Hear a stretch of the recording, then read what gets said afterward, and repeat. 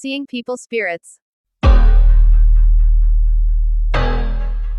Death was a lot. What was the first experience I had with spirit? And it's kind of difficult to answer because I definitely remember some things like that were weird looking back that I can remember. But the first time I saw spirit standing straight in front of me and I knew like this isn't right was when I was about 12. I was in the 6th grade and we were ironically playing Ghosts in the Graveyard in our small town with our friends. And when I was running home, and I ran everywhere because I was always scared. I always felt like someone was right behind me. Now I know why, but I looked at my neighbor's house and standing in front of their little like white tree, I don't know what those things are called, was a person of color. There really weren't people of color in my town. It was a really small rural town up north. And he was standing there wearing overalls, smoking a pipe. And I looked at him and he wasn't really there, but he was there. And I booked it inside. Tonight we're going to examine an event captured by a home security camera that is difficult to explain. Hi, my name is Brad. Let me give you a brief explanation of how we come to the footage that we're about to see. I currently live in an old, small, rural community. The building I live in is over 100 years old and has been many things, a cigar factory as well as a hat textile factory, before being converted into an apartment building. A little bit about me. During my childhood, I experienced many things that I couldn't explain. Excitings, objects being moved, being touched from behind by something. I used to think that my house was haunted. My younger sister would tell me stories of unexplained things that would happen to her too. When we would tell people, our parents, friends, family, they would laugh at our fun imaginations, but there was nothing fun about being horrified. As I grew up, I lived on my own. I always seemed to live in a haunted house because there was always something strange that was happening around me. There would be breaks in these events, sometimes for a few months, sometimes for a few years, but the events have been constant throughout my entire life. Recently, I had an experience during a dream where I was dreaming about being chased by demons. The only safe place I could think of in my dream was to go home. And so I ran into my apartment building and into my apartment. But the demons followed me. They chased me all the way through. Some of them were coming right through the walls. They cornered me and trapped me in my bedroom, where I found myself on my bed and forced myself to wake up. I just shook myself until I woke up. Once I was awake, I felt relieved momentarily. I looked around me in my room, and I was surrounded by a dozen or so pair of eyes that glowed so bright that I could actually see reflections of faces.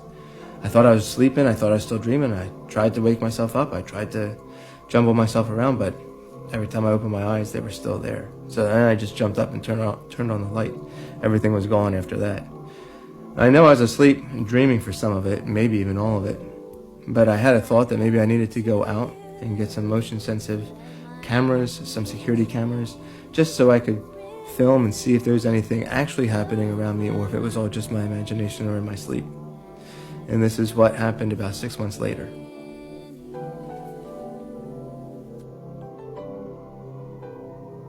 This concludes the first episode of Seeing Spirits. Tell me what you think, leave comments, and follow on TikTok and YouTube. There's more footage to post, and as long as I keep seeing spirits, I'll keep posting.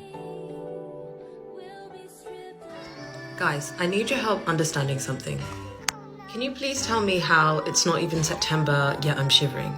Like I'm literally wearing a jumper, shivering. UK, I hate you. Listen, all around you are spirits, child. They live in the earth, the water, the sky.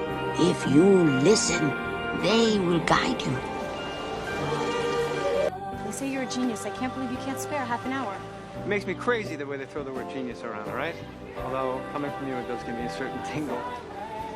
Will you buy me food? Yes. Follow me. I don't teach the supernatural. I teach society's need to believe in the supernatural, the myths and the legends throughout the ages. There are lots of myths about dark spirits and light spirits. I'm just trying to find out more about them. Why? Because I really need to. Well, most cultures favor the same motifs. Basically, it's demons, dark entities, shadows, phantoms. You know, the relationship between good and evil has always been symbiotic. You can't have one without the other. And speaking of evil, don't try that shrimp. What function do they serve? Apparently to make us violently ill. Are you still talking about the shrimp? Aren't you? Spirits. Dark spirits. Dark spirits and light spirits are linked. at opposite ends, obviously. And the dark spirits are here to create evil. Not only create evil, but to grow it. And the light spirits. Light spirits make sure that the dead pass on to the other side, the light, heaven, whatever you want to call it. They're the protectors of the souls. They just go around spreading all things good, love, happiness, blah, blah, blah. And can one dark spirit become more powerful than the others? Well, that depends on how many souls they can take up. And that's why the dark spirits hate the light spirits so much, because the light spirits are always taking souls away from them. Well, there's an East African version of the same motif where if a dark spirit can take over the soul of a light spirit, that's like triple bonus points right there. By engulfing the soul of a light spirit, the dark spirit becomes invincible. You okay? Yeah, have you ever come across this image? A villain from old time radio. It's not for me. Do we have a name? Romano, maybe, I'm not sure. Okay, is your Romano a dark spirit or a light spirit? You're right. You're too careless with the word genius. That's harsh. Who were you again? Just someone who wants some help, someone who needs to learn. Can you just check the sketch for me? I'm already on it. Goodbye. Goodbye.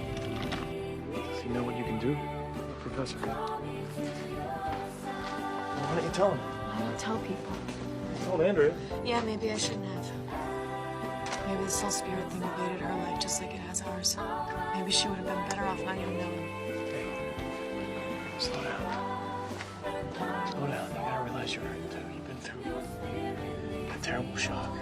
Take a beat. I can't.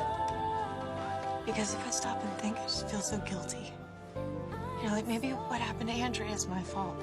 I mean, it's only because of me that she knew about the plane. It's only because of me that Romano went looking for him. And maybe I unleashed something that even I don't understand. I'm seeing you trying to do ministry. I don't know why. And I'm seeing a ministry by the name of Christ Changer, something. It's like God gave you a name of a ministry. Yes, man of but God. God says it is time for you to start. Yes. Take it, it is yours. That is your time. Today, I'm going to share with you how there is scientific proof that life continues after we die. I've had so many incredible experiences at the bedside with those at the end of life, not just from what I've seen, but what my patients will share with me, and what families will share that the patient is saying or what they're experiencing. It's absolutely incredible.